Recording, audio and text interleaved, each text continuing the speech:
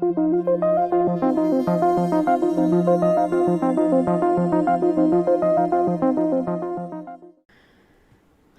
everyone. And yeah, this launch was originally supposed to happen back on 25 September, but it was scrubbed due to an issue with the power supply to the payloads, and then they delayed a couple. Well, first it was delayed a few hours by weather, and then they had to scrub the launch because of the power supply issue. It's taken them a few weeks or a couple of weeks, but they are back, and hopefully we'll have a launch today. So for those of you not familiar with New Shepard, I mean, anyone who's been around my channel very much is probably familiar with it, but and perhaps notoriously so. New Shepard is a suborbital rocket, meaning it does not, I mean, it goes up into space, but just barely. It goes straight up about 104 kilometers, which is just past the Kármán line, which is the internationally recognized boundary of space. Yeah, so New Shepard is Blue Origin's rocket. Blue Origin is Jeff Bezos' company, the founder of Amazon. And New Shepard is actually the first rocket in the world to propulsively land itself after having been to space. There have been propulsively landed rockets in the past, but none of them went as high as New Shepard. And so this was actually in November of 2015, and they actually beat SpaceX. So the first the first Falcon 9 first stage booster landing after having been to space, the first successful one was in December of 2015. New Shepard's landing was in November of 2015. So they beat SpaceX by a month. Thanks, Dan Cobb, for removing that dislike. Yeah, so they aren't messing around. They're a more serious rocket company than people give them credit for. They've been building, Blue Origin that is, they've been building huge amounts of infrastructure in Huntsville, Alabama for their BE-4 engine manufacturing, and as well as in the vicinity of Kennedy Space Center. I don't know exactly what town they're in, but they're right there. And for their New Glenn rocket, which is going to be even bigger than Falcon Heavy, bigger than the Saturn V, pretty sure. Let me see here. Okay, let's look up New Glenn.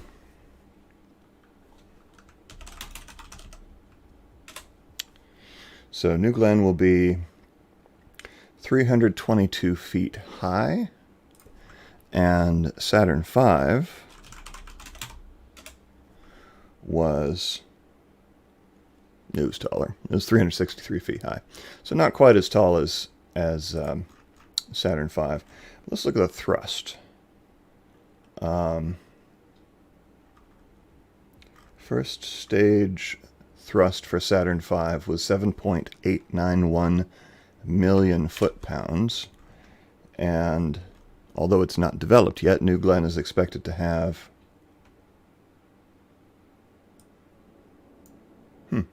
a lot less, in fact, 3.85 million foot-pounds. So, yeah, not as big and not as powerful as Saturn V, but still a huge rocket, and expected to be fully reusable, similar to the SpaceX Starship. So, one moment, please.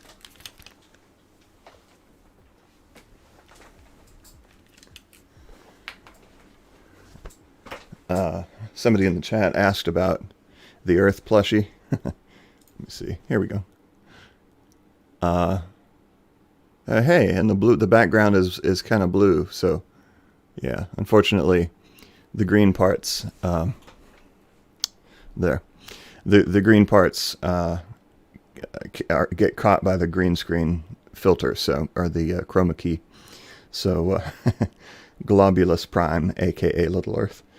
Official product of the SpaceX shop, actually, if you want to go to SpaceX.com. I get no kickbacks or anything for that. So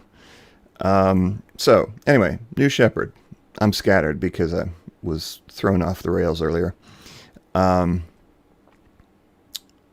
So it goes up to 104 kilometers. Uh, if you if you look at the rocket there, the top section, the crew capsule, I guess you could call it, or the capsule at the top, detaches from the booster and continues to just ballistically, under no additional propulsion, to ballistically fly up to the target height, while the booster slows down and then comes back down, straight down to land at a landing pad about 2 miles from the launch pad, and it propulsively lands itself in a different fashion than Falcon 9 does.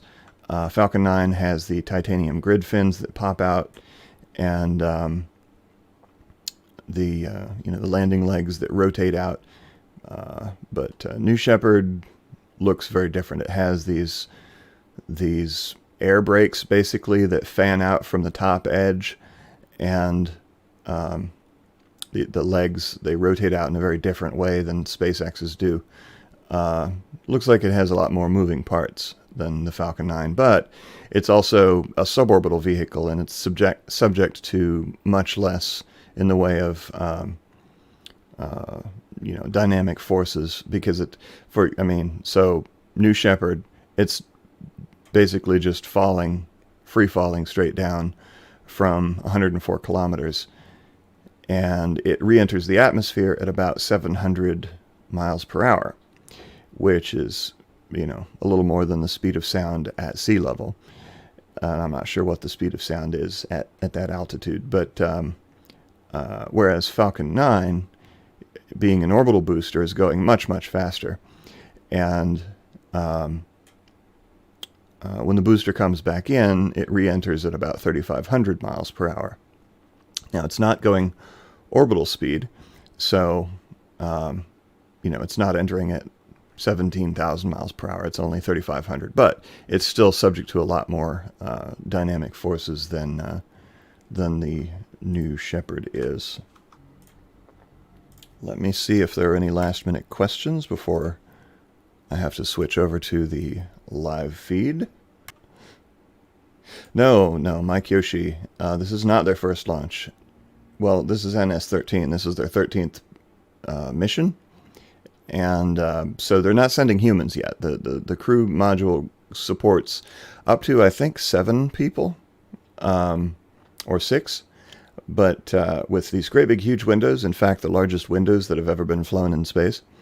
But they're not sending humans yet. Currently, they're just sending research payloads so that they can conduct short zero-gravity experiments short zero-gravity experiments for a fraction of the cost of an orbital launch. Much, much cheaper. But this is actually the 7th consecutive launch of this exact vehicle, because, like I said, New Shepard is not subject to nearly the kind of destructive forces that an orbital booster would be, and so it is more easily reusable. It was also, well designed. Credit to Blue Origin for that. But so this is the 7th launch of this vehicle and the 13th mission overall. So one interesting item of note is that so there are 12 customer payloads on this mission, and the most interesting one perhaps is NASA's Tipping Point program, which is a lunar landing, a suite of lunar landing sensors. I'm not sure, the optical, radar, obviously not ultrasonic, but a suite of sensors that are going to be tested out during New Shepard's descent and landing. And so those are technologies that will eventually be used to assist with landing on the moon, which is cool. And I think I don't think that those sensors, they're not inside the capsule. I think they're actually like attached to the outside of the New Shepard, so they can scan the ground underneath it as it comes down or whatever. Hello, everyone, and welcome to today's live webcast of New Shepard's 13th flight to space. I'm Caitlin Dietrich, and I'm joined by my co-host, my buddy Joel Eby here. Hello, Caitlin. Hey, Joel. Thanks for having me. As the resident creative at Blue Origin, I'm usually on the other side of the camera, but I'm happy to be here today. Yeah, that's right. And Joel, we're gonna love seeing a lot of your designs fly to space today. You can thank Joel for that big, beautiful feather on our rocket. And of course, we're here in front of our Blue Moon lunar lander in our Kent, Washington headquarters. As you can see, it's very fitting because this mission is all about testing technology to land on the moon. That's right. And as you can see, Caitlin and I are being very safe today with our divider here. And everyone on the mission is following very strict guidance to mitigate any kind of COVID-19 related risks. Down in West Texas, we have essential mission crew only for the mission, and that's why we're here on WebEx today. Hopefully no technical issues today with the broadcast. Knock on wood for us, for sure. And the team has done a great job getting the rocket ready. We took some extra time, which is always a great idea, to make sure we're good to go today, and everything's looking great for launch. And to open things up, we wanted to play a special message from our CEO, Bob Smith, who I caught up with earlier in West Texas. So let's roll it. Hi, Bob. Welcome to the webcast from West Texas. How's it going down there? Thanks. It's great. Down here in West Texas, we're in our Mission Control Center, getting very close to flight. This will be our 7th flight of this particular booster. So we're excited about that, as well as all the great experiments that we have flying on this for the first time. Awesome, awesome. Well, we have 12 commercial payloads on board today, and one notably, of course, is our first experiment to ever fly on the booster. So could you tell us a little bit about that? Yeah, glad to. In addition to getting all the kind of experience that we want to go fly humans, which we're getting very close to doing, we've flown over 100 different payloads on New Shepard. This one is a little bit different in that we're actually going to be flying not only in the crew capsule, but also be flying actually on the booster itself. In this case, we're going to be flying some lunar lander sensors, some sensors that give us some great understanding of how we do precision landing on the moon. This is something different than what we've had in Apollo, where they didn't have those technologies. Now we can land very closely and position things all in one area. So it's an exciting ability to use that New Shepard vehicle as a test bed, so it does many of the same things as what you see behind you there with a lunar lander. It's a great day for us to actually try that new type of experimentation on the outside of the booster. So Bob, any final words for Team Blue as they prepare for launch? Well, I'm looking forward to the launch. The team's well prepared. The vehicle's in really good shape. We look like we have really good weather, so we should be off and ready to go. So I'm excited about the next launch, and we'll talk to you after we get done. Awesome. Well, thank you so much for your time, and good luck down there, and Godspeed, New Shepard. Great. Thanks, Caitlin. Thank you. Great to hear from Bob, as always. And now let's get into today's launch. So on last launch, we flew our 100th payload. Congrats, Team Blue. That's a really big accomplishment. We're building on that manifest today with 12 commercial payloads, 8 of which are from NASA's Flight Opportunities Program. Most notably, we're testing precision lunar landing sensors on the New Shepard booster. So excited to see this experiment fly, Joel. Incredible. It's all part of the Tipping Point partnership with NASA, and also the first ever experiment to be mounted on our booster, as Bob said.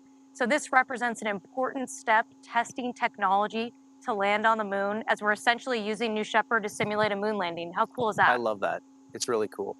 And of course, also true to our step-by-step kind of approach that we do here, today's launch also has a direct tie-in to our New Glenn program. And what we've done is actually we're installing a special kind of new heat shield on the aft portion of New Shepard that we're going to be testing for New Glenn flights in the future. So that's pretty cool. And we're going to look forward to seeing the results of that as well today. Well, today is just a step-by-step flight. We're testing technologies for the moon, for Blue Moon, and testing technologies for New Glenn. What a great use of this suborbital platform. That's right. And we understand here from Mission Control that everything is looking green and go for launch. All right, we're getting excited.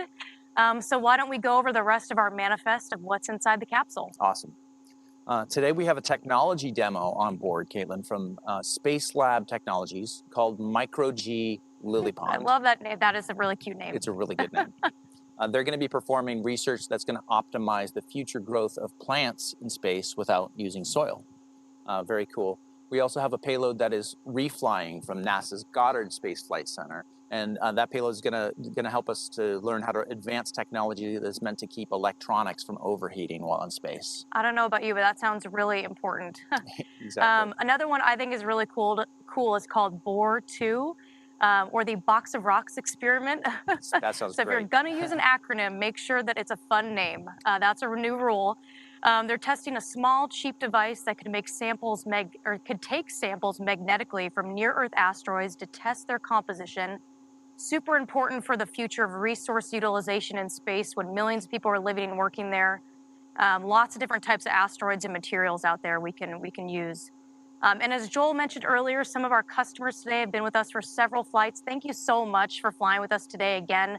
Some are reflying, some have been with us for 3, 4, even 5 flights. And what they really say they love about New Shepard is it's a platform that you can easily iterate. You know, you can go fly again, either, you know, to advance your science or technology suborbitally or your commercial application, or you can take, you know, your testing that you do in suborbit all the way to the ISS or even on a planetary mission. So it's just a really great platform for that. All right, let's check out the clock here. We're at T-minus 23 minutes and 50 seconds. Weather in West Texas, we're hearing, is still great for launch today, which is awesome for those sensors. They need a clear day to really do their work. So let's go back to that key payload on today's launch, the lunar landing demo. So as we noted, it's the first experiment on a booster, and we wanted to show you a quick video to explain a little bit more about how the technology works from those brilliant engineers at NASA and Blue Origin working on it. So let's roll it. Tipping Point is a payload that we've been working together between Blue Origin and NASA, so it's really interesting collaboration. It's tied into the work that we're doing in terms of getting NASA and America back to the moon. So we're taking the best of NASA sensor developments across the agency, taking 1 or 2 commercial offerings, putting them on the propulsion module of New Shepard. And what's really valuable with the propulsion module is coming all the way back from space and doing a propulsive landing, which is very akin to what we want to do with the lunar lander. So we're replicating landing on the moon using New Shepard. We've generated maps of West Texas and put them into the terrain relative navigation software, so it'll be navigating relative to that. And we'll also then get this range and range rate from the LiDARs that we can compare to our GPS data. This tipping point flight is a great showcase of the propulsion module as an active testbed for landing sensors. This is really the first time that we've put payloads right on top of the booster. It's going to be fully exposed to space. We want a way to land on the moon regularly, autonomously, with higher precision. We don't have GPS on the moon, and not only do we require that same information, we also need to do it with much higher precision than we did in the Apollo days. Their landing target was on the order of miles. Our landing target is 100 meters or less. While we're descending through the surface at fairly high altitude, we're going to use the terrain relative navigation, kind of like a GPS. By comparing images taken from a high-resolution camera to images stored on the onboard computer, we can know where we are relative to the lunar surface. Then I switch over at a few kilometers above the surface to the LiDARs that are then going to be giving me range and range rate directly to the surface. This is technology that's been matured by NASA for, in some cases, 10 to 15 years. And so through this partnership, we can take those technologies, demonstrate them with the idea of infusing them into our future products. And this particular experiment is going to help NASA land on the lunar surface faster, safer, and repeatedly.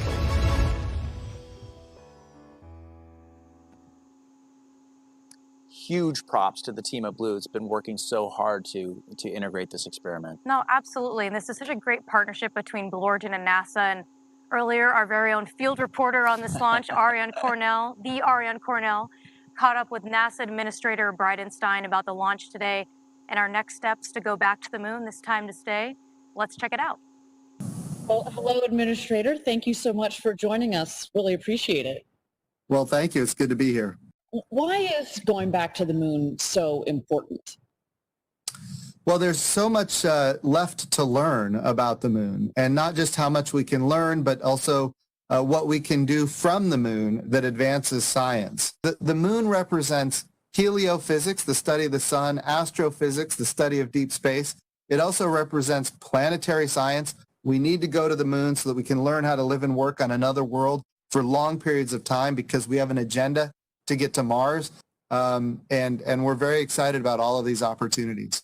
Well, How are our commercial programs, suborbital programs like New Shepard, helping NASA achieve its missions? It's critically important. So the way it's been for decades now is you have to go all the way to orbit the Earth. And of course, that's tremendously expensive to launch a rocket to the International Space Station, dock, and then do your experiments there. But if we could launch suborbitally and have maybe 5 to 10 minutes of microgravity where we can actually test technology and do training and do scientific experiments, and the fact that, we have these commercial providers like Blue Origin, they can fly into suborbital space and help us test these technologies.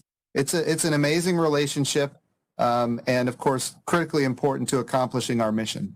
Well, at Blue Origin, we have kids draw their visions for the future on postcards, and we're going to be flying those on New Shepard along with the other payloads. I'm curious, if you could draw on one of those postcards, what would you put? What is your vision for the future? Well, I'll tell you this. I would. There's no question. I would draw my family.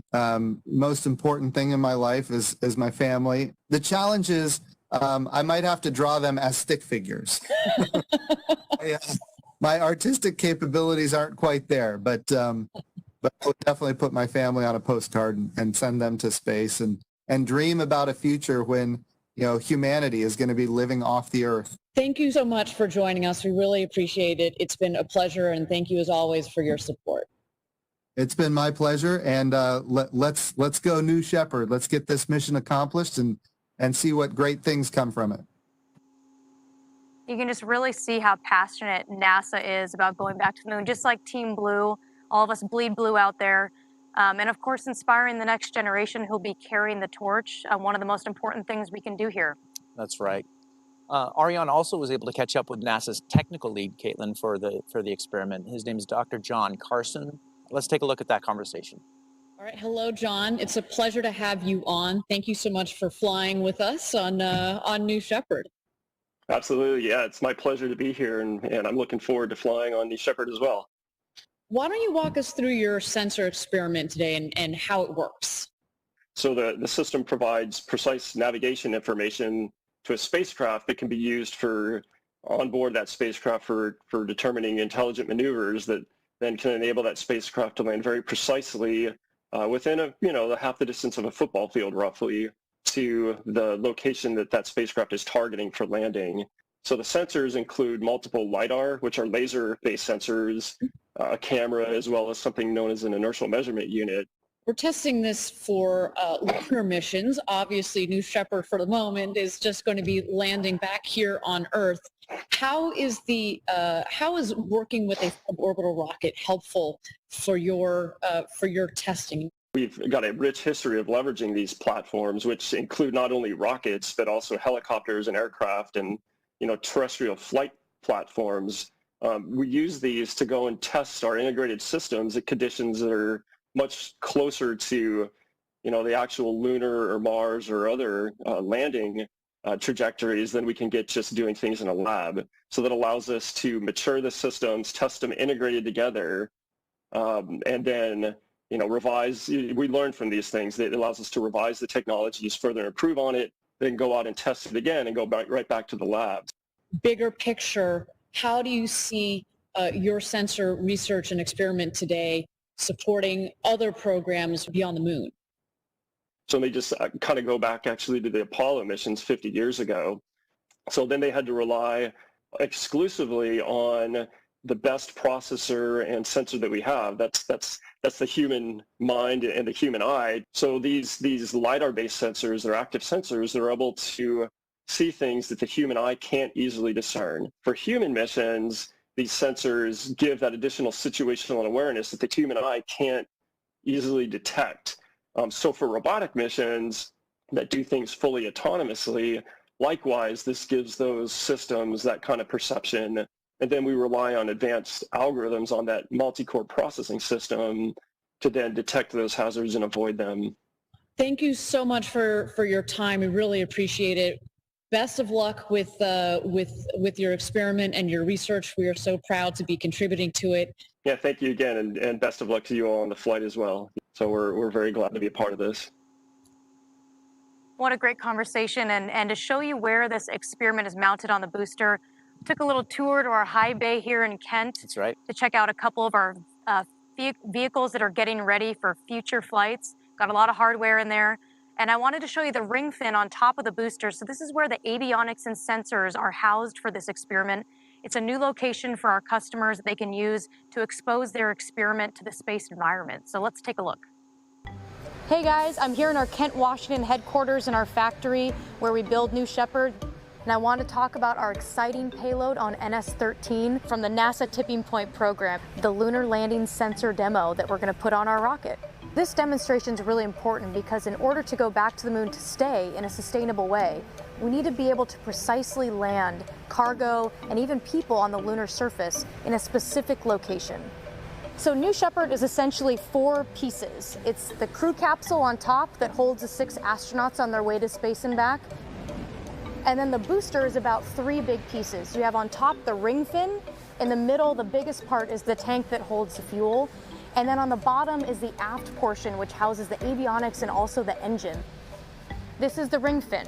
It's the very top of the rocket. It sits on top of the booster, and it essentially cradles and holds that crew capsule with the astronauts. So the star of the show for NS-13 is our Lunar Landing Sensor demo. I'm going to show you where it's mounted on the rocket.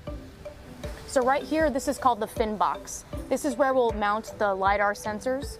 And on the interior of the ring fin here, and on the top of the LOX tank of the booster, we have what we call the dance floor. And it's a really great location to put avionics for any type of sensor experiment you're going to do on New Shepard.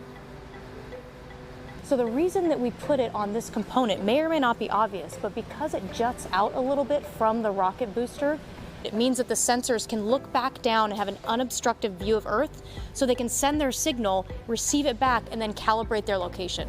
So now that you've seen the sensors, you can tell that we're basically using New Shepard to simulate landing on the moon. I think that's pretty cool.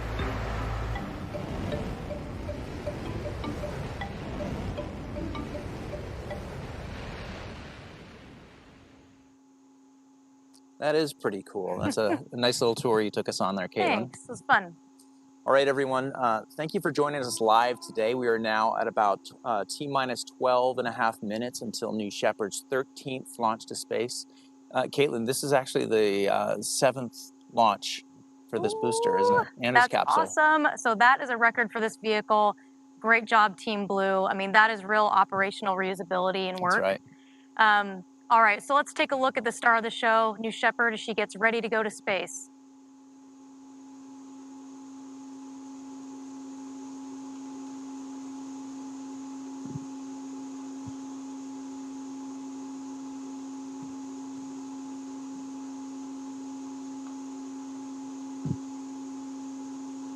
All right, everybody, welcome back.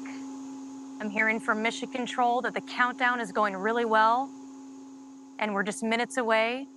So let's take a deeper look at the mission profile for today's launch. All right, a graphic from our own Joel Eby here. Nice looking graphic, Joel. Thanks. It's got some cool lasers coming off New Shepard there. Well, yeah, today's all about laser beams, right? All right, so you can see there that the rocket starts its flight with the capsule on top, headed to space, chock full of payloads. Near the top of the flight at about 75 kilometers, the capsule separates from the booster after main engine cutoff, or MECO. Then the capsule and booster individually continue their ascents to space. On this flight, that should take about 2 minutes and 41 seconds. And then both craft reach their apogee over 100 kilometers. Very important over the Kármán line. This is around 4 minutes into the flight. So that BE-3 engine really gets that rocket up there pretty fast. So after hitting apogee, the booster starts to make its way back to the landing pad. This is where the lunar landing demo and those lasers that you pointed out, Joel, really start to go to work, calibrating their position as it descends from space. Then we have a soft landing of the capsule in the desert right after the booster lands on the pad. So the capsule's not as aerodynamically shaped as a booster, so it comes down to land nice and soft after a stable descent under parachutes. And of course, that retro thrust system that creates that pillow of air right before landing. That's right. All right, let's take a quick breather now, and let's just watch as New Shepard gets ready for today's launch over at the launch pad. Beautiful.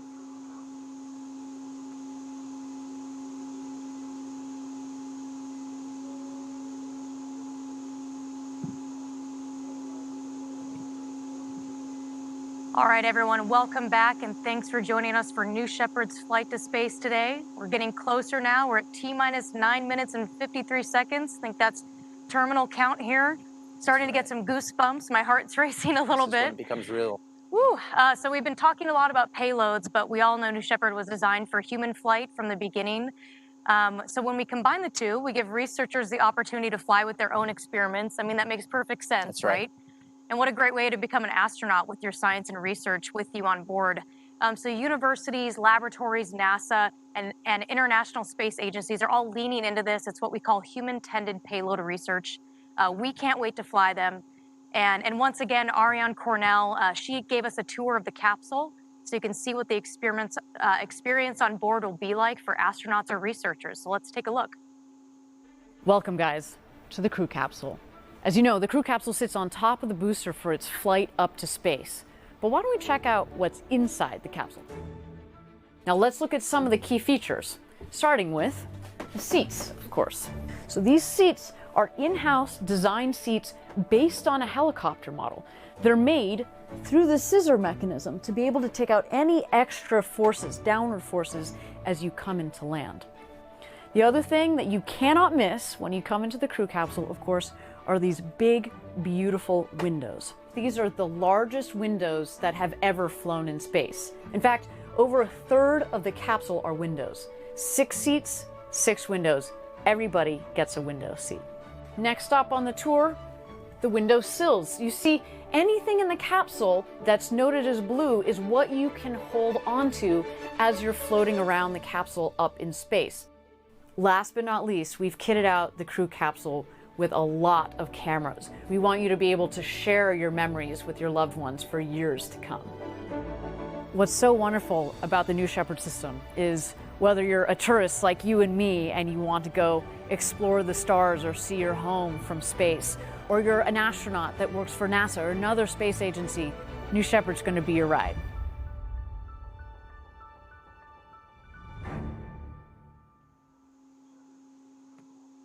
Really putting Ariane to work today, aren't Yeah, yes, we are. Caitlin, as you know, we're actually getting really close to flying humans on New Shepard, which is very exciting. And we've been working very hard to verify the system and have just a couple more flights before we start to put humans on board. We're getting really close, and today's flight will be another step. And to prepare, also, we've been doing astronaut rehearsals and going through the motions for launch day in West Texas. And actually, Joel and I were lucky enough to be a part of these rehearsals. Really was just a trip of a lifetime. We went through all the motions and all the details of our astronauts' trip to space. And I'll never forget the feeling, just like you can see here on screen, of walking across the gantry, you know, rocket or not on the pad. Once you get up to that tower, your heart starts to beat and you just feel like you're about to go to space. And then you get in that capsule, you sit in that comfortable seat, put your harness on like you can see those astronauts doing there, and they close the hatch and it's just you and your 5 best friends on that rocket getting ready to go. And I will just never forget that feeling. I was ready to go to space. I was ready to go as well. The most distinct memory, I think, for me was just sitting in the capsule and awaiting terminal count as you watched the mission control team and the tower crew do their final preparations. It was all just very, very real, and letting those moments really kind of sink in. And listening to the sights, listening to the sounds, and watching the sights out the window. There was something very surreal about it, and you become very contemplative as you're looking out the window and thinking about this event that you're going to go through that is really going to change your life. Yeah, and I think, you know, we have Capcom, who we were talking to at that time. Yeah. They had a couple space jokes to kind of calm your nerves, which really helped. We're working on the jokes, but they were really good. Yeah, you can talk right to mission control. Yeah. They do a good job putting you at ease and keeping you connected to the mission, which was really, really good to experience. Yeah, it was awesome. All right, and of course, you know, just as Apollo and the shuttle inspired so many of us to explore space, we're hoping that spaceflight today inspires the future generations. And that's why Blue Origin founded our nonprofit Club for the Future, and we have a payload on board from them today. We have tens of thousands of postcards from the club, from students all around the world. This is our second flight for postcards, and some of the postcards flying today even have a special Artemis stamp. So thank you, NASA. That is such a great keepsake for all of these students. And I want to do a special shout out to my nieces and nephews. So hi, Colin, hi, Kinley, hi, Fiona, hi, Bridget, hi, Cole, all future astronauts, of course. And another special shout out to Cedarhurst Elementary. in Highline Public School District in Right in our Burien, backyard. Washington. Yeah, stone's throw from Joel's house. You know, before COVID, we were able to visit the school and made postcards with the students. Their ideas for the future of life in space, I have to say, were awesome, but also brilliant and smart. I mean, these students are Totally. really thinking about what will be possible in the future. And one idea I really liked was a trash collector in space. So, Of course. as we all know in the industry, there's lots of orbital debris up there already. So, very important. Hopefully, it's a recycling trash collector. And another one I thought was really fun was using asteroid water to fight fires on Earth. So definitely something we could have used this year, That's right. but just really innovative ideas from the students. Yeah. I mean, these are some just really great examples of why we think Earth really needs space.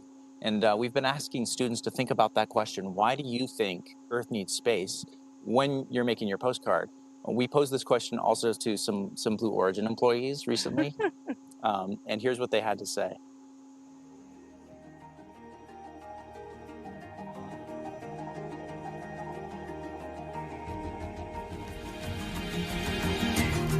The Club for the Future ask K through 12 students to send us postcards with their dreams of the future. Mine says the future is only a tomorrow away because if we build the future, we have to do it a day at a time. That's really poetic. That's really cool. We're going to send those postcards to space in New Shepard. And then we're going to bring them back and mail them back to you. Let's take a look at some of these. These are fantastic. What a great drawing. It's time to verify. Nice. That's beautiful.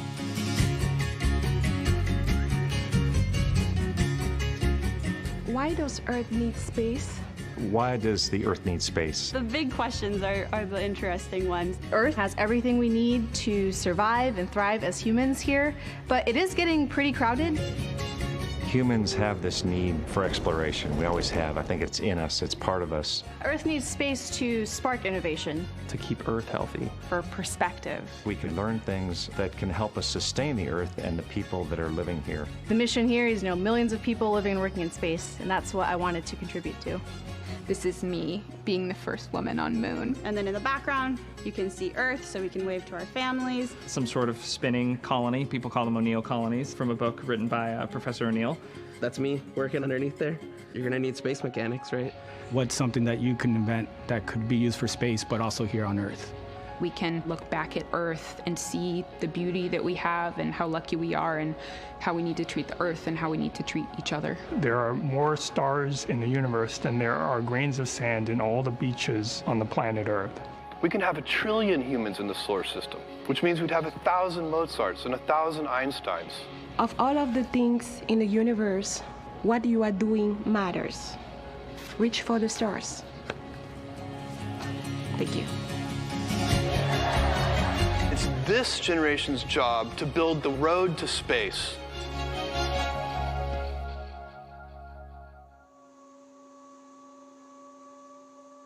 All right. Well, thanks. Every time I see that video and watch the kids make their postcards, it's just love it. Really, Yeah. I get a little misty-eyed. Exactly. And your kids are pretty great artists. Yeah, they love to draw postcards. My daughter Rami, she loves to imagine what life is going to be like in space, and she's been kind of busy drawing some amusement parks and space colonies. It's really fun to watch. Awesome. All you students out there, send us your postcards, and we'll send them to space on the next New Shepard flight. All right, there's our beautiful rocket there on the pad. Gorgeous day, nice clear blue skies, great for that lunar landing sensor demo. We're at T-minus 2 minutes here. I don't know about you, but my heart is starting to race. Pretty soon here, we'll start to see some of the bit checks on the rocket. Just take a look at her. She comes alive for launch.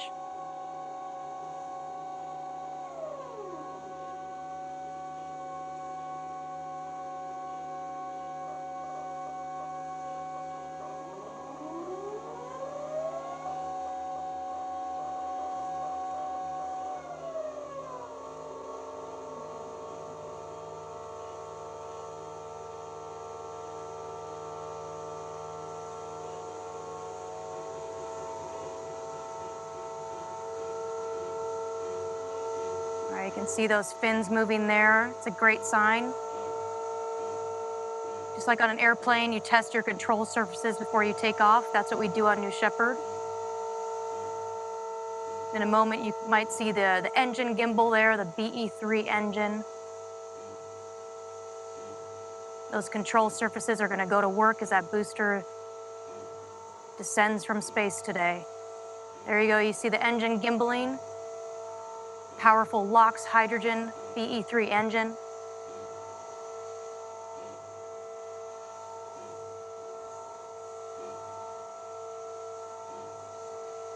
All right, our hearts are racing over here. We're about T-minus 36 seconds. We're gonna turn it over to mission control. Godspeed, have a great flight.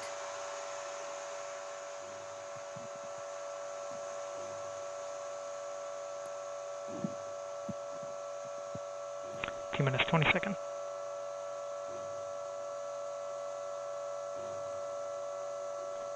T-minus 13, 12, 11, 10, 9, 8, 7, 6, 5, 4. Command engine start. 2, 1.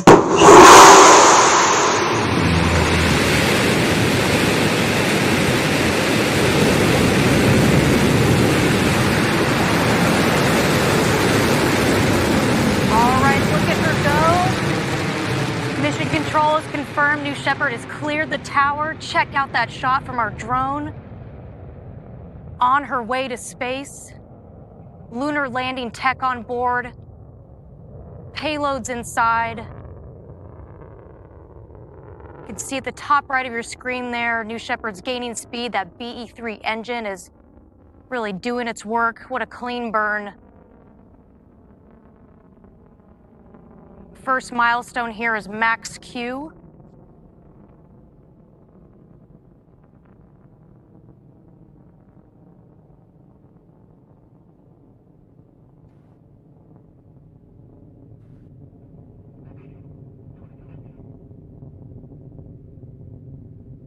All right, looks like the rocket has gone through max Q. That's when the aerodynamic stresses are at their maximum on the vehicle.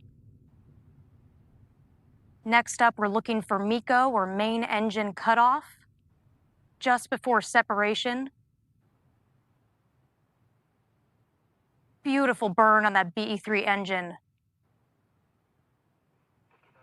Coming up on 1,000 miles per hour. It's a quick trip to space for New Shepard.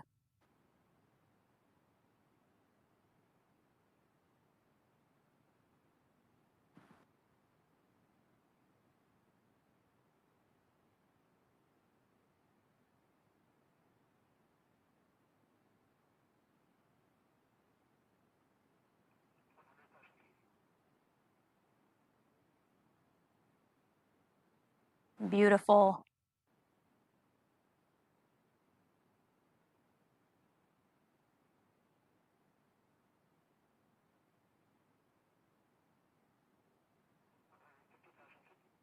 All right, coming up on separation after MECO here. Looking for that engine shut off. There we go. Looks like BE-3 engine is shut off.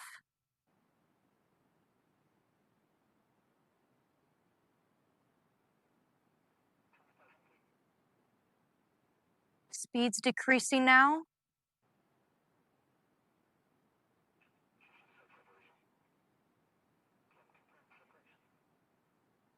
All right, I think I see separation there.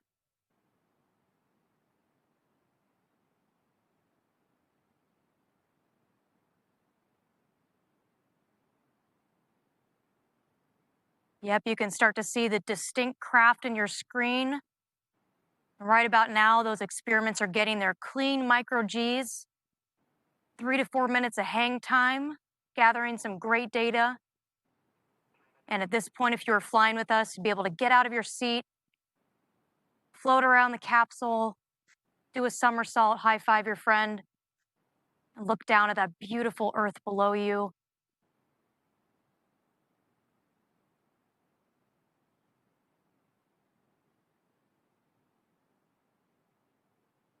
That booster is starting its descent back to Earth. Almost at apogee for the capsule.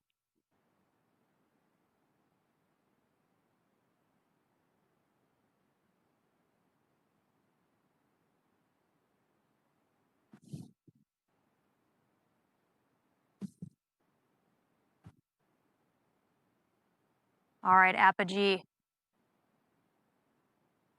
As long as that's over the Kármán line, if you are an astronaut on board, you are now officially an astronaut, my friend. All right, now the booster's coming back down. Those sensors are really going to work as the booster makes its way back to the pad for that precise landing here in West Texas.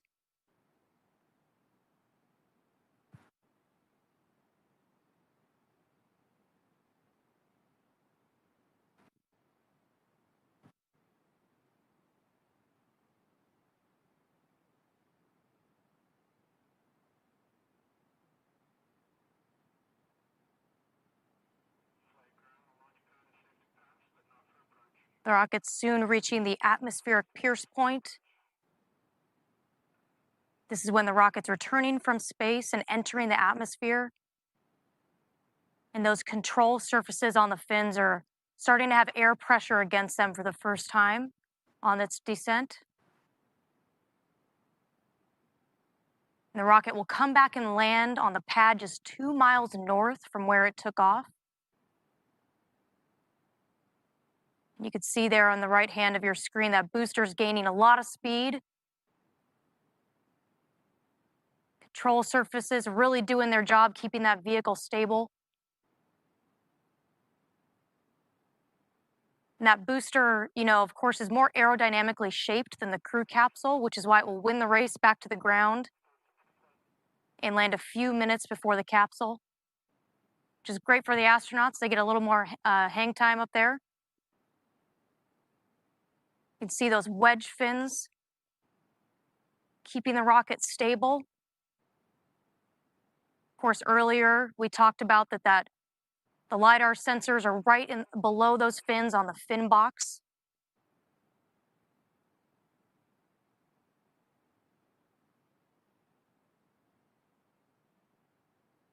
Soon here we'll see the air brakes deploy.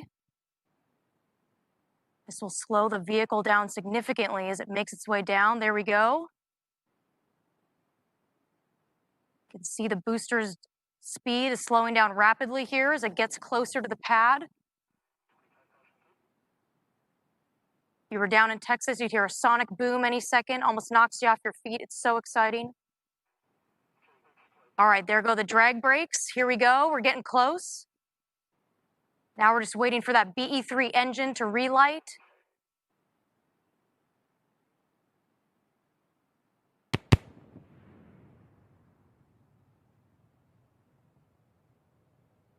There we go. All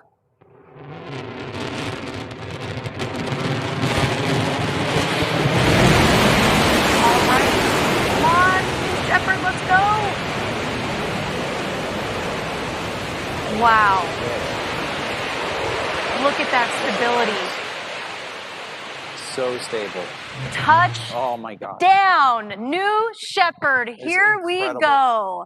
I love watching that moment, like every single time.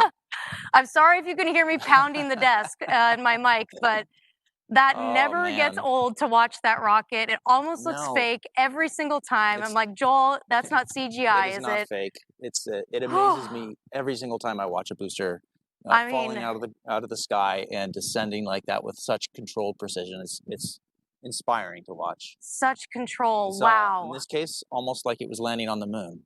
Yeah, and it landed on your feather there, Joel, right on the pad. Yeah, somehow it knows how to go back there every time. All right, well, I hope those sensors got some good data today.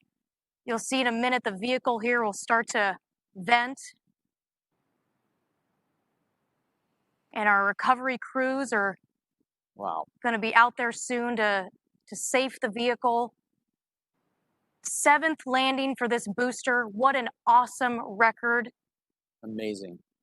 Every launch, I think I speak for our whole team here at Blue Origin, that you feel like you're a little part of history, being a part of this era. Oh my goodness, here we go. Here's the capsule.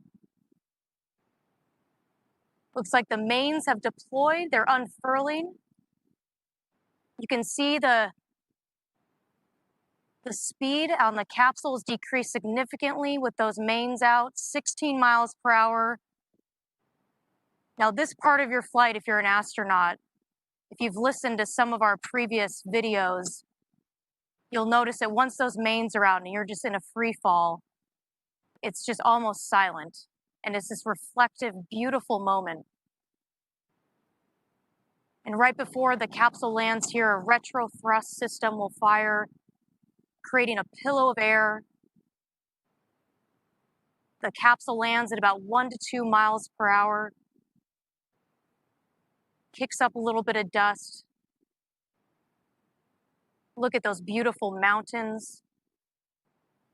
Wow, Joel, just a picture perfect launch so far. I love this. And you can see the speed stabilizes about 16 miles per hour, and then we'll be at about 1 to 2. Here we go, almost touchdown.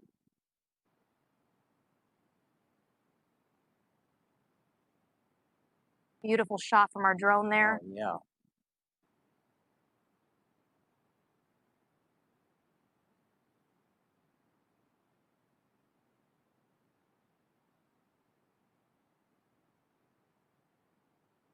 All right, and touchdown of the capsule. Oh. All right. She made it back. Excellent. Woo! Wow, we got both our craft back safely from space. Looks to have been just a fully nominal flight here, Joel. That's right. You see those parachutes gently falling to the ground.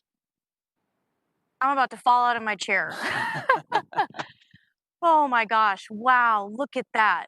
And you can see, that's a great view because you can see how that poof of air just disperses that dust around it, just a gentle, soft landing. I've visited these capsules a couple times after launch, and they look like they are just, they're barely disturbed. That's right. You know, it's just sitting there right on top of that soft desert floor. Yep. Wow, well, congratulations to Team Blue today. Hopefully we got some great data from our lunar sensor demo here on our booster, 7th flight for that vehicle. Hopefully all of our customers with their payloads inside the capsule are gonna get some great data as well.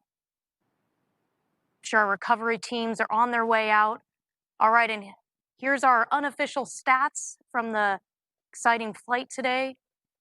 Crew capsule's apogee, awesome altitude, 351,200 feet.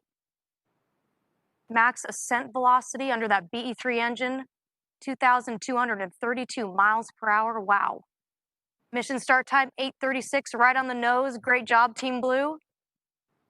And mission time, 10 minutes and 15 seconds.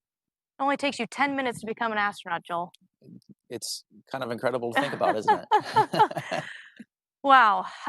Of course, we'll be looking at all this data from our lunar lander demo. I'm a little bit out of breath. This is really exciting, but it sounds like everything went well today. Perfect flight, perfect day. Looks like we almost landed down nicely in Shackleton Crater there on the moon. Yeah, look at that. A little bit more vegetation than you'd expect. Yeah.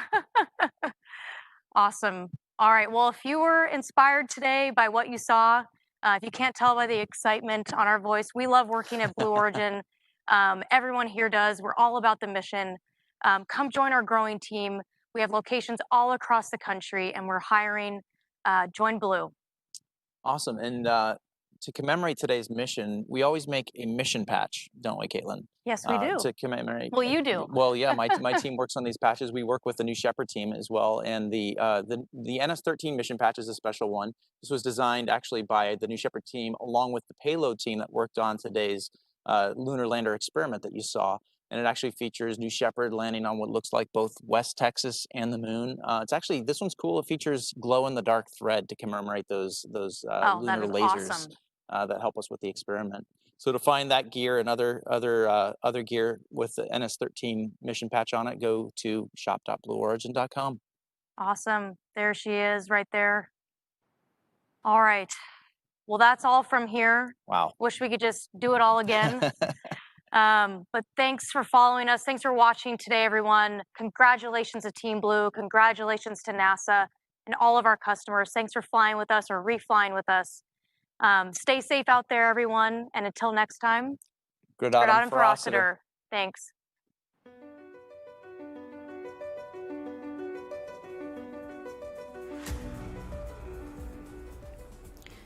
Well, there we go. Successful launch, successful landing, and we got to learn a lot of cool details about the new Shepard. Yeah, so thank you all for coming.